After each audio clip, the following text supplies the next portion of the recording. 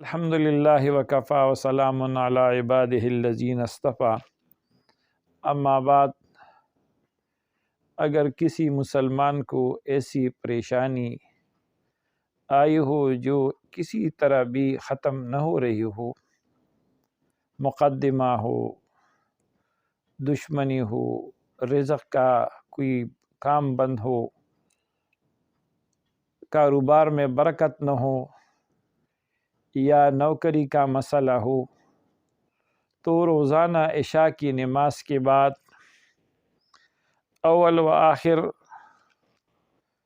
11 مرتبہ نماز والی درود شریف پڑھے، اور درمیان میں اللہم ایک بار پڑھے، پھر یا بدیع العجائب بالخیر یا بدیع، یا بدیع العجائب بالخیر یا بدیع، یا بدیع العجائب بالخیر یا بدیع 1200 مرتبہ روزانہ عشاء کی نماز 12 روز تک پڑھے۔